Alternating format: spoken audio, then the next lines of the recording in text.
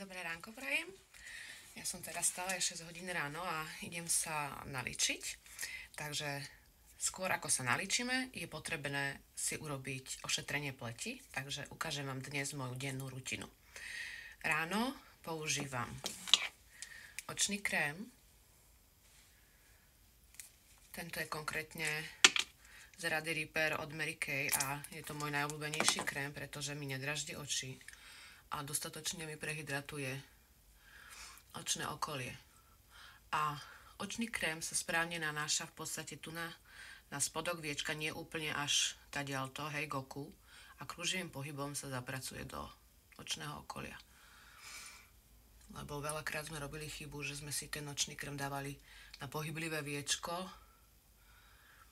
a potom môžu vznikať nejaké alergie alebo štípanie alebo čokoľvek. Takže takýmto spôsobom.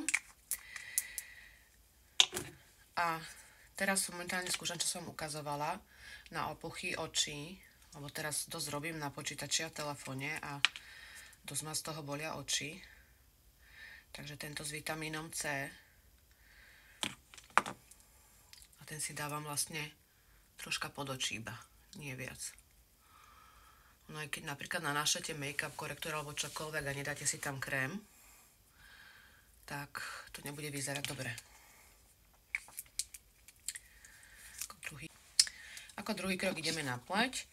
A už som vám ukazovala v podstate vo videu, že som si kúpila tento veľmi obľúbený hyaluron s olejom. Veľmi dobrá kombinácia. Takže ja si ho kvapkam takto na ruku. Rozotrem a takto ho vtlačím do pleti. A nie len do pleti na tvári, ale aj celý krk. A ideálne aj dekolt. Lebo veľakrát zabudáme ošetrovať dekolt. Aha, viete o tom, že pokožka krku a vlastne táto celá časť je jemnejšia ako pokožka na očnom okolí, respektíve tak jemná ako pokožka očného okolia. A preto sa o ňu treba precízne starať. Preto v podstate technicky najprv starne vždy krk. Takže ten potrebuje špeciálnu starostlivosť. Tak, keď to celé máme zacapkané, tak si dám vitamín C ešte, už tam nemám veľa. Takisto ho tláčam do pleti, respektíve môžem ho naniesť takým spôsobom, že si urobím aj jemnú masáž. Takýmto ťahom, aby som si uvoľnila pokožku, potom sa mi je lepšie nanáša make-up. A to isté si dám aj na krk a dekolt.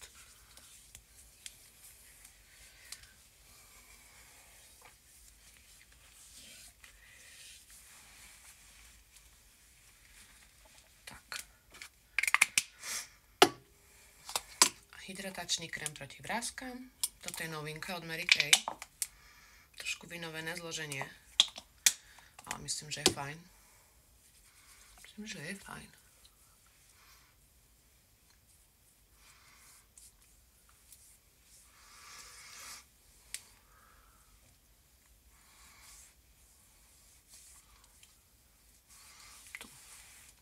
Skúšam vlastne, že ako to v tomto svetle vyzerá, pretože nemám originál svetlo na tvorbu videí zatiaľ a nevidím dôvod, aby som do toho momentálne investovala.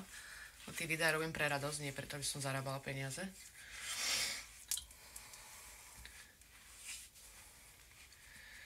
Tak. No a posledný krok je labelko.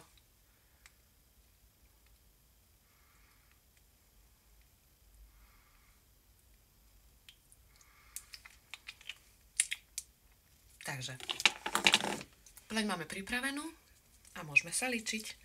Ja vám prajem krásny deň a vidíme sa v ďalšom videu. Ahojte!